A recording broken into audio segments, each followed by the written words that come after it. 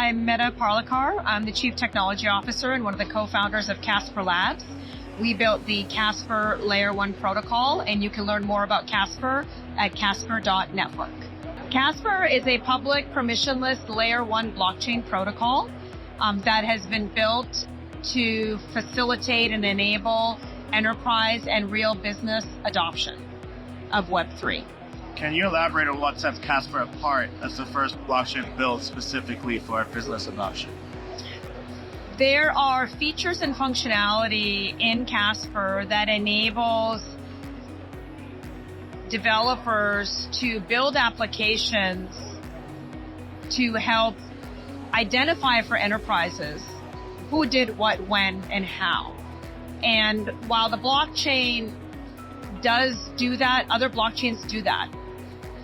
But Casper has a very unique account and permissioning model that enables that to be next level.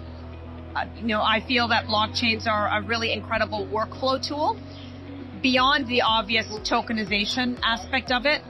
And a lot of compliance that you see in business, compliance requirements, really come around who did what when, and the workflows and the multiple layers of authorization that go along with each. In what ways does Casper provide a higher degree of customization and control compared to other blockchains, especially in meeting the diverse needs of businesses? So a lot of businesses need to have control over their on-chain contracts. And typically in the Web3 world, you hear a lot about immutable contracts. But I see that as a way to skirt regulatory control or accountability. And organizations, enterprises that are regulated entities need to be able to control exactly what happens with their contracts in the blockchain. Now, this doesn't mean that you rewrite history. Of course not. That blows up the entire compliance story. But if there's a new requirement that I need to be in compliance with moving forward, there has to be a way for me to make those changes and express them on the blockchain layer. And Casper supports that with smarter smart contracts, powerful accounts, and flexibility that these businesses need. When can businesses expect Prove AI to be available for implementation? What steps are being taken to ensure a smooth rollout? Prove.ai is going to be ready by Q3 of this year. We have been partnering is too strong a word, but we're co-developing with IBM. So IBM is a trusted development partner that is helping us build this out in integrating it with Wanset. So we have a high degree of confidence that the product is going to be ready by the third quarter of this year. Beyond Prove AI, how does Casper Labs blockchain technologies facilitate the integration of enterprise blockchain into AI offerings? And what benefits does this bring to businesses? So, again, when you think about the compliance and responsible AI, you need to know which data sets were being used to train the AI. You need to know who attested to that, right? So again, it goes really back to who did what, with what, when, and what were the implications of those actions, right? And that is what the Casper Labs blockchain, Casper, will do for Prove.ai. And this is really important to businesses because what's happening is these AI systems are becoming very load-bearing. They're fantastic in relieving or, providing efficiencies, right? The AIs can be very efficient compared to human capital, and they're obviously much more affordable. But as we swap out human capital for these AI-based systems, they become more and more load-bearing in our organization. And so whether we like to admit it or not, we're starting to trust the output from those AIs, but we're not governing what's going into them. And so being able to govern the data inputs into these AIs is what Prove.ai will bring. Looking ahead, what is Casper Labs' vision for the future of enterprise adoption of blockchain and AI governance technologies? And how does the company plan to support businesses in this journey? So, the future vision really is around this this trust layer, right, that underpins applications in the enterprise, streamlining compliance requirements, right? Reporting requirements, compliance requirements, becoming much, much more secure, much more internally transparent, maybe not externally transparent, but at minimum internally transparent with the organization. It becomes very, very clear that you have an immutable record of a historical log of what happened, right? And that becomes, again, very important in regulated entities, right? Like if there's a new reporting requirement, you need to be able to meet that. And using the blockchain is a perfect example for that. That makes a lot of sense.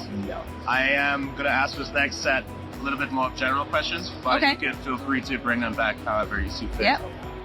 Can you share your perspective on the most significant developments in the blockchain space over the past year? Well, I think in the blockchain space generically, the most significant thing is obviously the Bitcoin ETF. I think that's the regulatory environment is probably the number one thing that is tamping down adoption of blockchain besides user experience. So if I had to pick the one thing that was the most important, I would say it's the Bitcoin ETF being approved. How do you see the role of traditional finance institutions evolving with the rise of decentralized finance and blockchain technologies? I like to take a macro perspective around traditional finance and decentralized finance when I look at this. When I say macro, I like to zoom out and look at it in the lens of the dawn of the internet, the adoption of the internet, and what cloud technologies has done to industries. And so if you take a step back and you look at the way the world was before the internet revolution, the internet really turned a couple of businesses upside down on their head, namely content delivery, right? Content delivery before was very, very centralized, was controlled by a few parties, and your access to content was really predicated on where you lived and what you could get your hands on, all the way from a book to a video to learning anything to self-learning to education, you name it. You were tightly bound by the geography and the sphere of people that were in your life is how you could learn. That's been completely blown open, turned upside down on its head. I think the second industry that's really been transformed by the internet has been retail.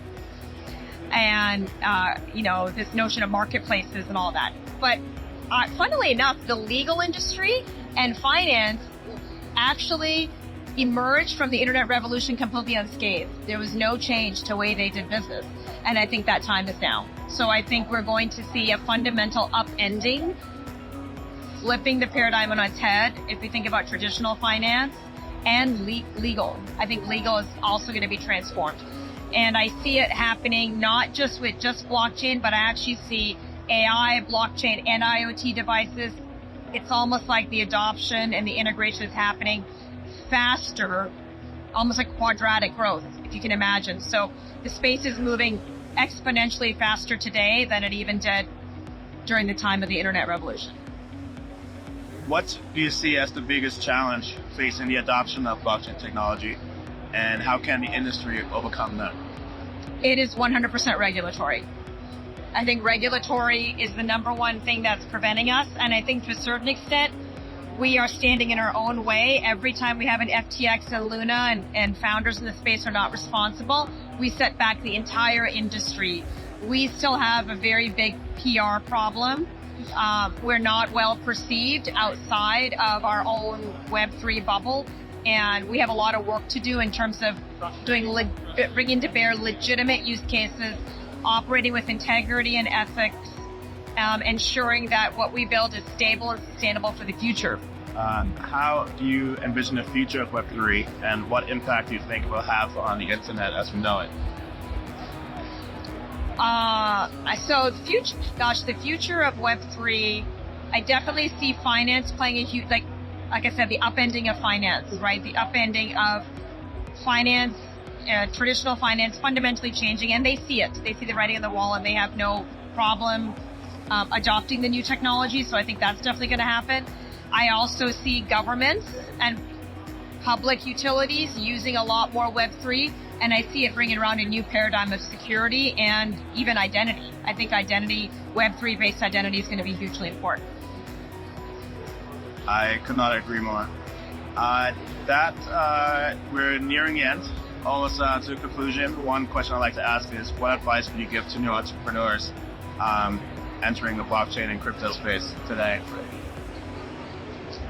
Man, advice for new entrepreneurs. Well, I would say that piece of advice I'd give them is one, don't be afraid. The technology can be very intimidating, so don't be afraid to dive in. And two, there's a lot of great layer one protocols, Casper included, that are looking for you to build on them. So take advantage of that. Take advantage of the communities and the support and the grant programs that are there to help you kick your initiative off the ground. Great. Is there anything else that I didn't ask that you would have liked me to ask that you want to share? I think the only thing I'd like to share is that, at Casper, we're really excited about our Condor update that's coming at the end of June. So sometime in Q2 this year, we're going to be upgrading the protocol with some really exciting features. So check us out, and hopefully you'll join the community.